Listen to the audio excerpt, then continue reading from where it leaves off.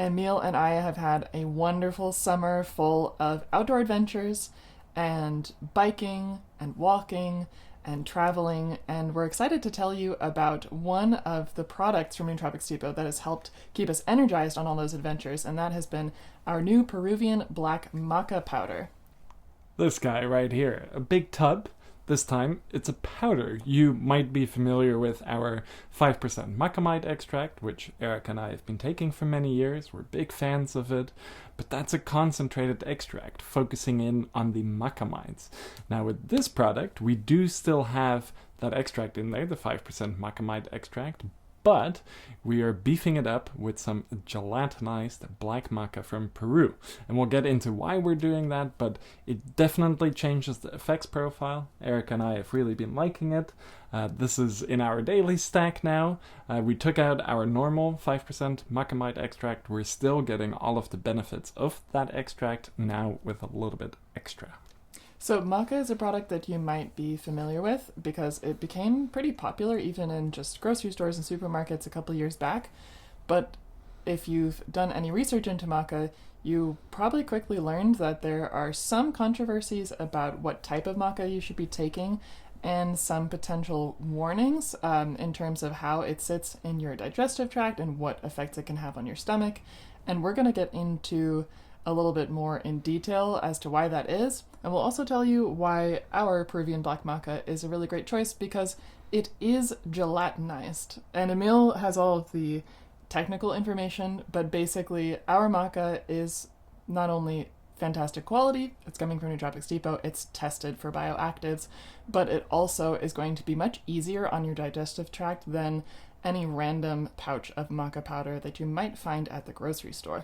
Specifically raw maca powder, but we'll get into why the gelatinization process matters and why it poses some interesting challenges that I think we've solved with this blend.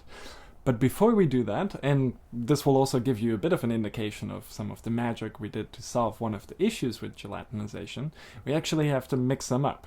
If this is the first time you're watching the podcast, we always like to actually take the product we're talking about so that, one, we can show you what it looks like, how it mixes up, what it tastes like in the case of something like this, what it feels like, how quickly the effects kick in. And if it has an effects profile. If it has an effects profile, and the Black Maca certainly does, we will be able to notice something during the course of this about hour-long podcast. But one trick with the Black Maca Enhanced Blend is that you should let it stand for about 10 minutes. So I'm going to mix them up right now, and while it's standing for those 10-ish minutes, I will explain why that's important. So here we have it, if you can hold that for a sec. Absolutely. Here I have some water. You can mix this with maybe some fruit juice or maybe some Mushroom Magic cocoa or just any flavored beverage to give it a bit more of an interesting taste. Or if you're super hardcore, you can mix it in with your Infinigreens powder, which is what Emiel and I have been doing. And the taste has actually really grown on me. The very first time I had to take a moment because it was a lot of powder to drink at once in just a single glass of water. But now I'm super into it, and we combine our daily Infinigreens and the maca dosage just in one slammable drink. Yes. And actually, this morning, we skipped the maca in the Infinigreens because I didn't want to take two doses too close to each other. We're recording this a little bit earlier in the day. And I was actually a little bit missing the taste of the maca because it's almost like a little bit creamy and sweet, and it adds something nice to the Infinigreens. So if you happen to take Infinigreens and you want a bit of a extra energizing element to it, definitely consider mixing this in. Okay, well, let's actually mix them up. Yep. Do you want a scoop? Sure, let's do it. 1 scoop per person, right? Correct. Okay.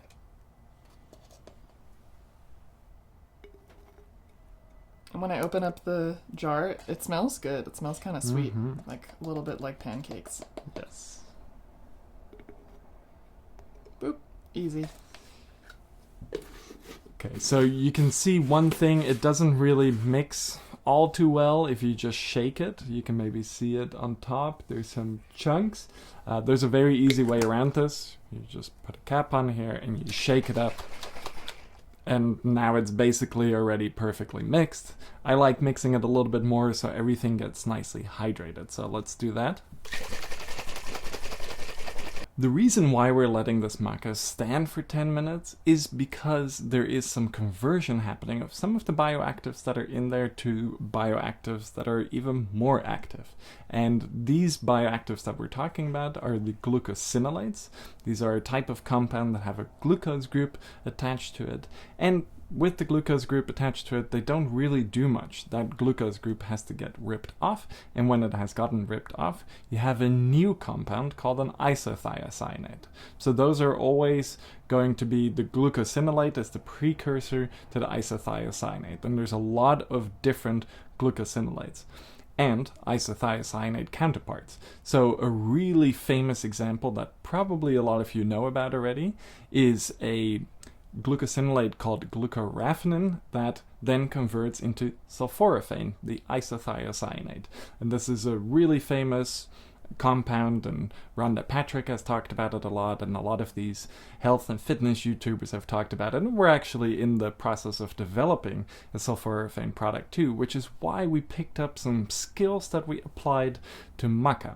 So maca, like broccoli, where glucoraphanin and sulforaphane mostly come from, is also a brassica. So broccoli is a brassica, maca is a brassica, radishes are brassicas, horseradish, all of those things, all of the ones that have a bit of that sulfury, sometimes spicy flavor, mustard for example, those are all brassicas. And basically all brassicas contain these glucosinolates. And all brassicas contain an enzyme called myrosinase. Now myrosinase does the conversion of the glucosinolate to the isothiocyanate. This is important in the case of maca because there are quite a few glucosinolates in whole maca root. These glucosinolates, one of them is glucotropiolen. This is then converted to benzyl isothiocyanate. That seems to produce quite a lot of the effects in maca, whole maca root. And then there's another one called glucolamnanthin, I believe, and that then converts to 3-methoxybenzyl isothiocyanate. So it's kind of similar to that other one, but a bit of a structural modification. And that also seems to have some beneficial effects on inflammation and oxidation, and we believe there is also some effects there on just overall energy levels. And that's one of the reasons why we're combining our high macamide extract with this gelatinized maca, because we want some more of those glucosinolates and isothiocyanate. Now, one issue that happens, and Erika already alluded to this a little bit, if you have raw maca can really upset your stomach. It contains these starches that don't always sit right with people. Imagine eating a bunch of raw potatoes. That probably wouldn't sit right with a lot of people either because of those starches. But when we cook a potato, those starches change and gelatinize, and the same thing happens with maca. And that's why traditionally the maca roots are dried and then they are cooked to cook those starches that normally are upsetting, and then it's eaten. Gelatinization, this process that we've alluded to a few times, basically cooks the maca. So it cooks it at a very high temperature for a very short amount of time, so we don't lose compounds due to thermal degradation, and then that powder is dried down again. And basically gelatinized maca means it's a pre-cooked maca, which is great because one, the GI effects are minimized. Most people don't have any issues with gelatinized maca compared to raw maca, and two, it seems like the bioavailability is enhanced a little bit. Now, one problem with gelatinization is that it destroys the myrosinase enzyme. There's some debate of how important this is, because one really interesting thing about maca is that the drying step is quite complex. So traditionally, and ours is traditionally derived, it's grown in Peru and it is dried in Peru according to traditional methods. And what happens there, so in Peru, a lot of areas are at high elevation, especially where maca cultivation is most popular. Also where our maca is coming from is at a higher elevation. You harvest the maca and then you dry it at high elevation. And at high elevation, during the day, you can have quite elevated temperatures, and at night, you can actually go into freezing temperatures. And what this causes is an expansion and contraction of the maca, and that rips open cell walls, and that ripping open of cell walls releases myrosinase, the enzyme we're talking about here. And myrosinase will take some of that glucotropiolin that's there and it will convert it to the benzyl isothiocyanate. Same thing with the 3-methoxybenzyl isothiocyanate. And then that goes actually a little bit further, and the benzyl isothiocyanate degrades again into benzylamine, and then the benzylamine interacts with fatty acid, and that creates the macamides. We'll talk about that a little bit more later. However, not all of the glucotropiolin is converted into benzyl isothiocyanate, and not all of the benzyl isothiocyanate, sorry, it's quite a mouthful to say that a lot of times, not all of the benzyl isothiocyanate gets converted to benzylamine, so it's still there in gelatinized root, but there is quite a bit of remaining glucotropiolin that can still be converted by myrosinase enzyme into benzyl isothiocyanate, which should be a lot more active than glucotropiolin.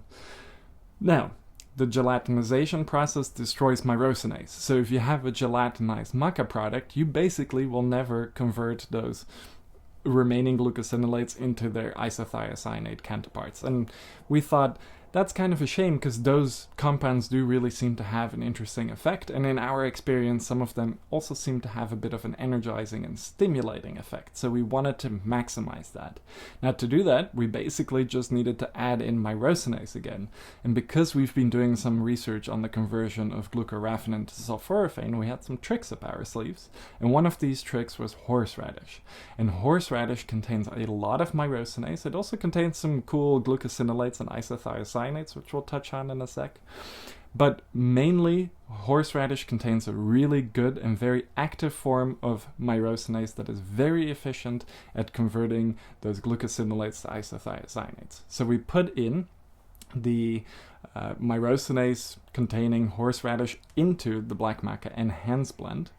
And by doing that, if you then mix it all up like we just did in here, and it's sitting in here, the interaction of that enzyme from the horseradish is now interacting with the glucosinolates that are still left in the maca, and it's converting them. Now, you might be asking yourself, can I just mix it up and slime it and have that conversion occur in my stomach? Not entirely, because one thing we found out is that the myrosinase enzyme is most active at more neutral pHs, around pH 5 to 7. And in your stomach, you're at acidic pHs, more in the pH 1 to 3 range. And at that range, myrosinase just doesn't do its job as efficiently as it could. So, if you mix the myrosinase source with the glucosinolate source in neutral pH, like water, then the conversion happens quite rapidly in about 10 minutes. That's what we've seen with our sulforaphane data, and it seems to be the same here. When we put the horseradish with the myrosinase in here, we actually discovered that the effects were a little bit more energizing. So I do really think that having a little bit of myrosinase in there, converting the last little bit of remaining glucosinolates into the isothiocyanate counterparts, really adds something to the effects.